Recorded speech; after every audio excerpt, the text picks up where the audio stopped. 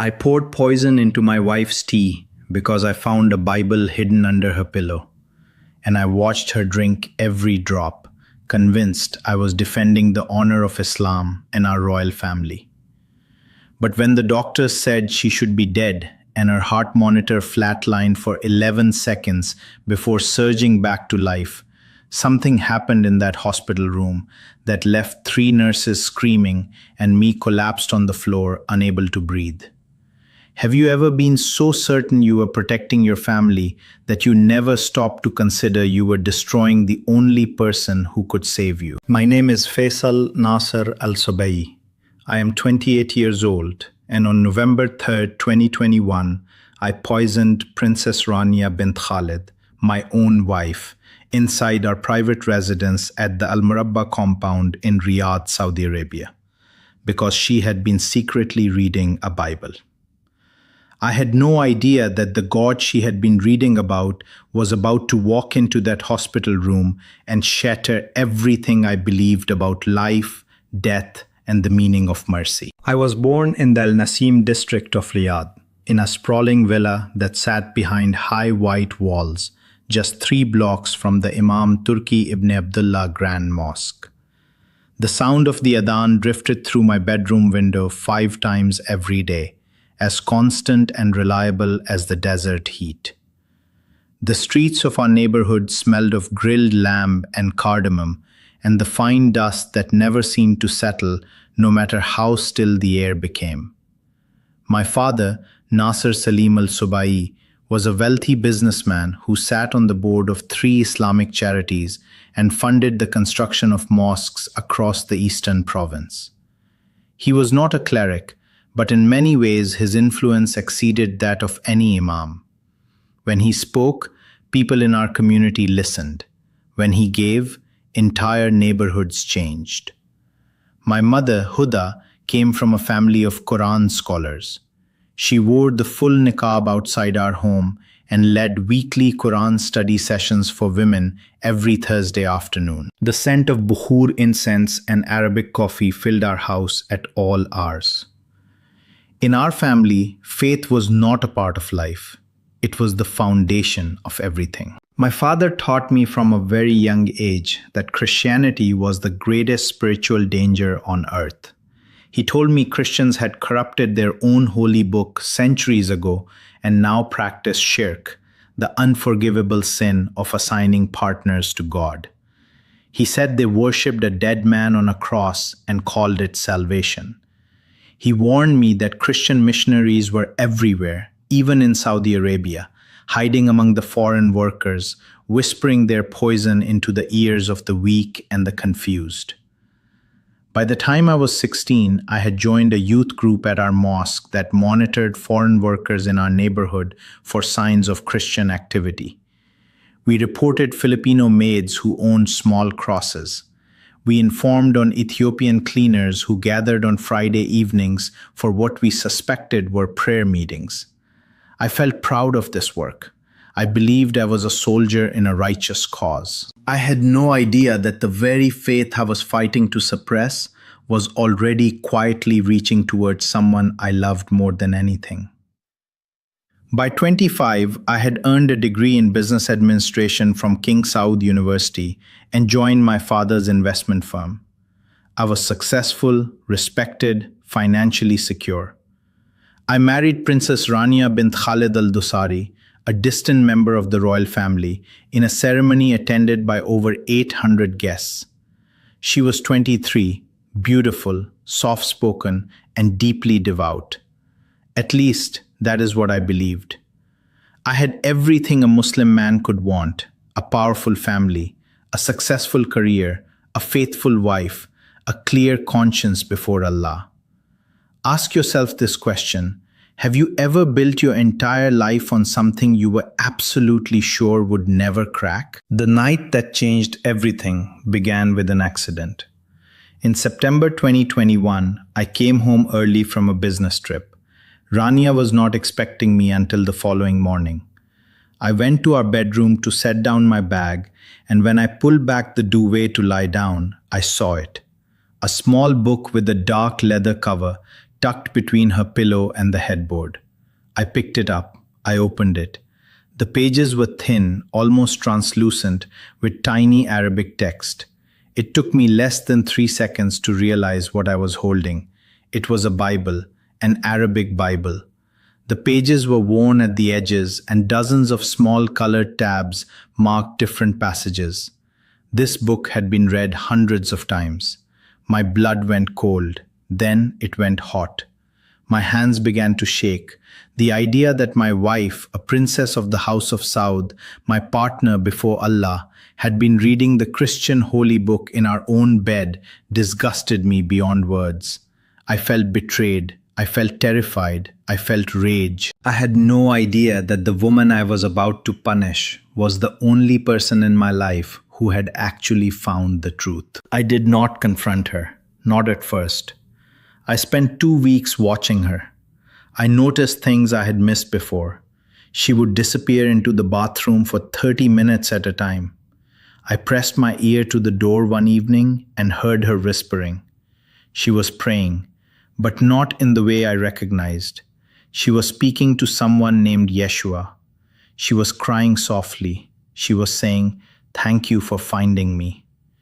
My rage grew colder and harder each day. Ask yourself this question: what would you do if you discovered the person you loved most had given their heart to a God you had been taught to hate? I confided in my cousin Mansoor, a sharp-tongued man who worked in religious compliance for the government. His response was immediate. He said this was apostasy. He said if I reported her, she would be arrested, tried, and likely sentenced to death. But the scandal would destroy my family's name. He suggested a quieter solution. I had no idea that the quiet solution forming in my mind was the very act that would bring me face to face with the God I had spent my life denying. I will not go into every detail of what I planned because the shame of it still burns inside my chest. But I will tell you what I did. On the evening of November 3rd, 2021, I prepared Rania's tea. She always drank green tea with honey after the Isha prayer. I added something to it, a substance Mansoor had obtained, something that was supposed to work slowly, quietly, and leave no obvious trace. I carried the cup to her on a small tray, the way I did every evening. She smiled at me. She thanked me. She held the cup in both hands and sipped it while we talked about her sister's upcoming wedding. I watched her drink it, every sip. I felt completely certain that I was protecting my family and my faith. I felt zero doubt. I had no idea that the Jesus my wife had been praying to was already preparing to reveal himself in a way so powerful that everything I believed about God would be destroyed in a single night. The night before, I had lain awake for hours. I performed the tahajjud prayer at 2 in the morning, pressing my forehead to the carpet and begging Allah to forgive me for what I was about to do. But even as I prayed, a strange uneasiness settled in my chest, a weight I could not explain, like something heavy pressing down on my ribs from the inside. I dismissed it as nerves. I told myself Satan was trying to weaken my resolve. I barely slept. Have you ever been so convinced you were defending the truth that you never questioned whether your actions were monstrous? By midnight, Rania was in pain, severe pain. She collapsed on the bathroom floor. Her skin turned gray. She was vomiting. I called the private family physician and told him she had eaten something that disagreed with her. When he arrived and examined her, his face changed. He said we needed to get to the hospital immediately. I drove her to the King Faisal Specialist Hospital myself. By the time we arrived, she could barely breathe. The doctors rushed her into the emergency ward. They ran blood tests. Within 2 hours, a toxicology report confirmed what I already knew. She had been poisoned. A senior physician pulled me aside and told me her organs were shutting down. He said, very quietly, that I should prepare myself. He said she was unlikely to survive the night. I sat in the hallway outside her room. The fluorescent lights buzzed above me. The floor was cold white tile. The air smelled of antiseptic and something metallic. I could hear the rhythmic beeping of her heart monitor through the door.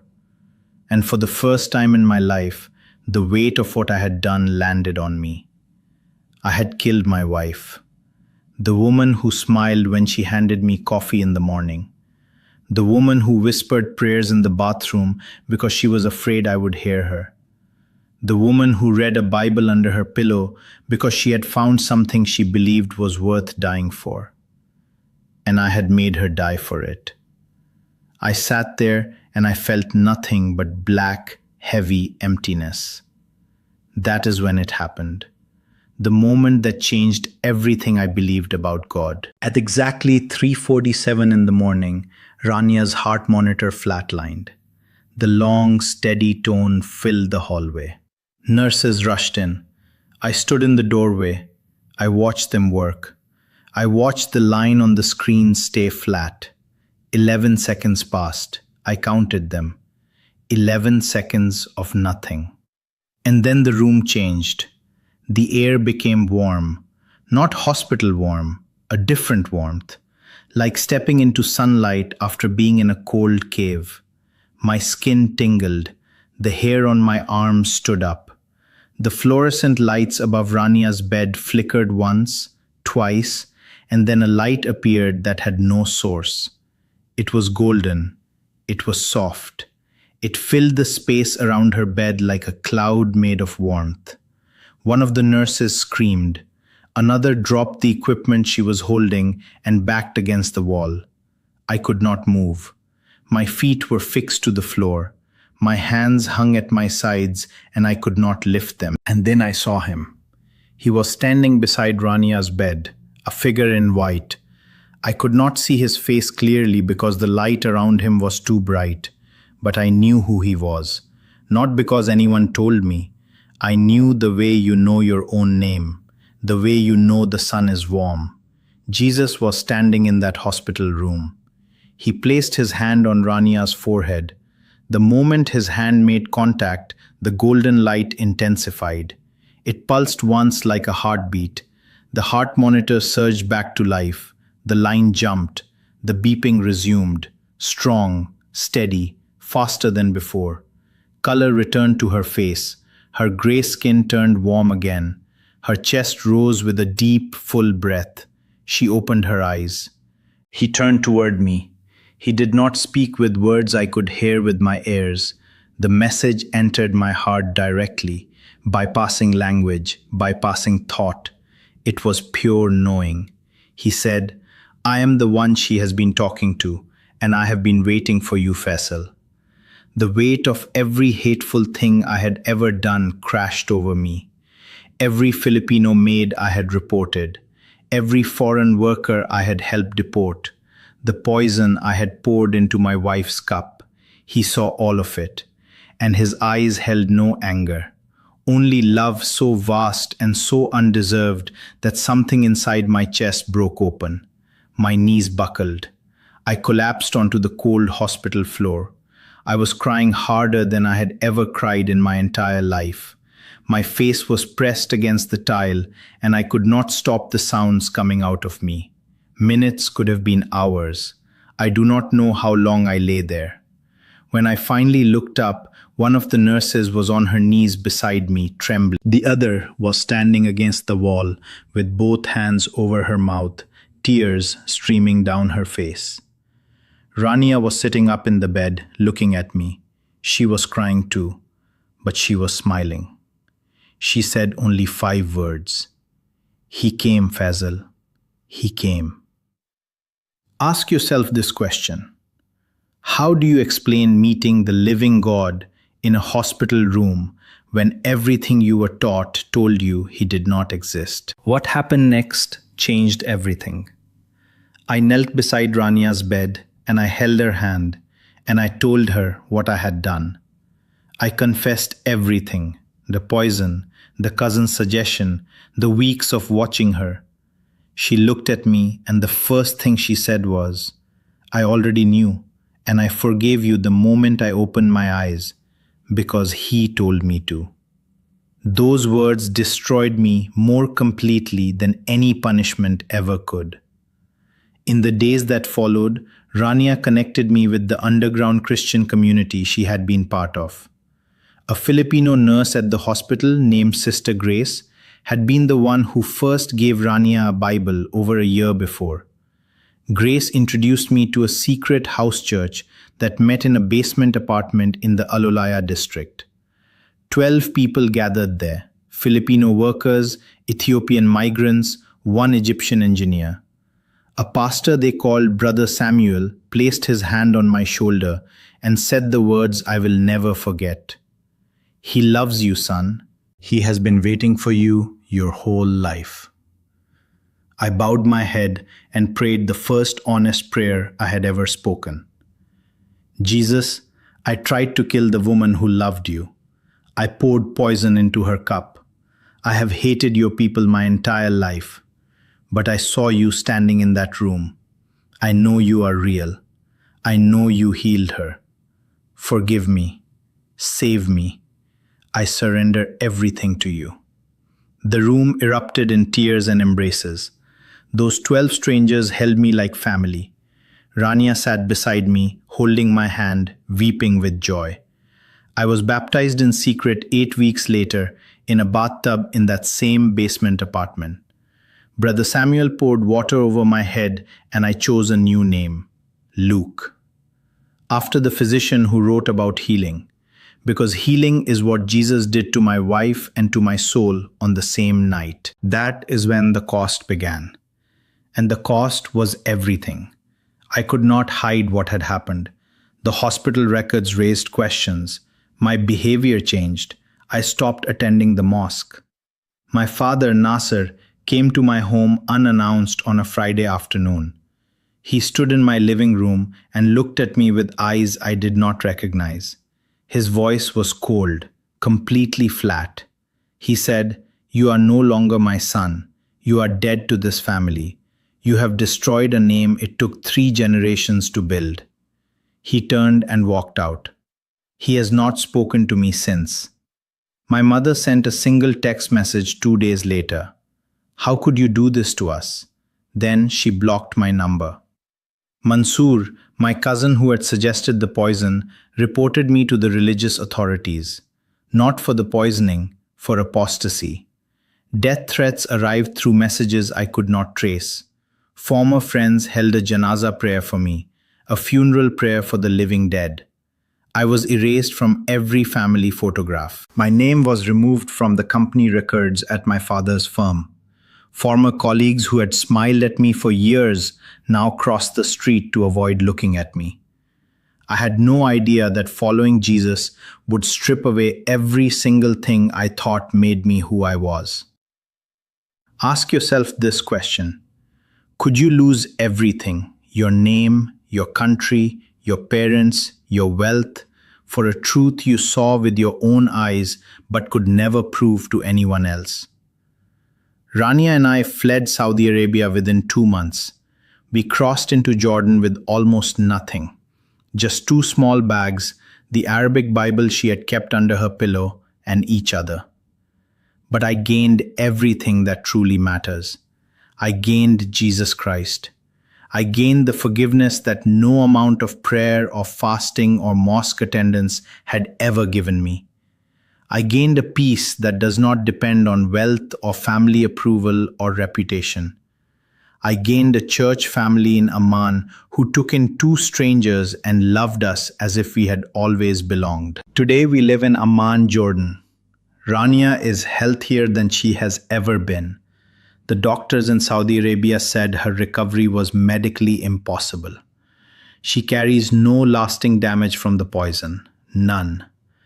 We were married again in a Christian ceremony at a small church called St. George's in the heart of Amman.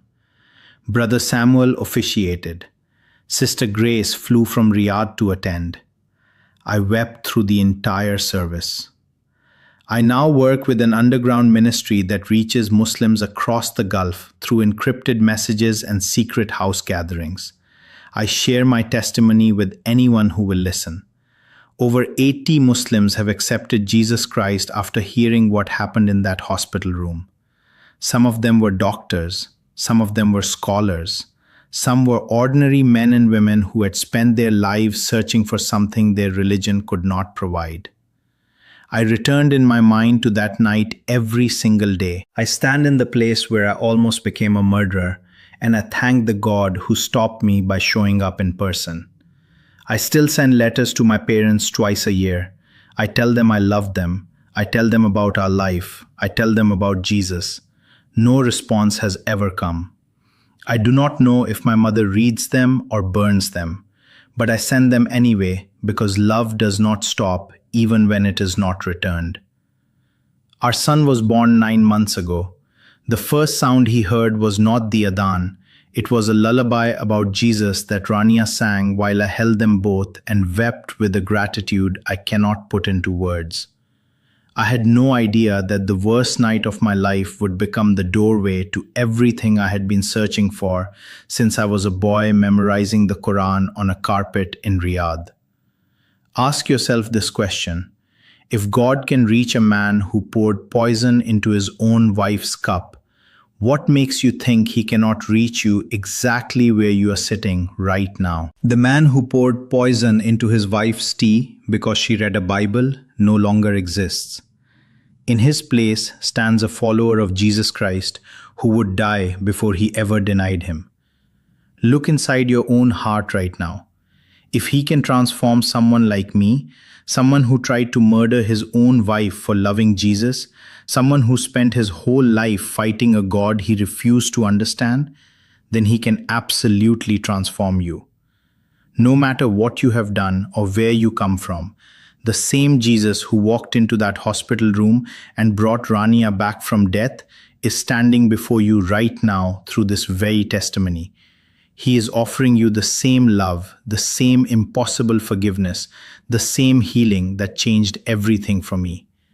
Jesus is calling you right now. Do not wait for a miracle like the one I witnessed. He is already pursuing you. He has been pursuing you since before you pressed play on this video. Will you let him in and discover the mercy that conquers even death itself?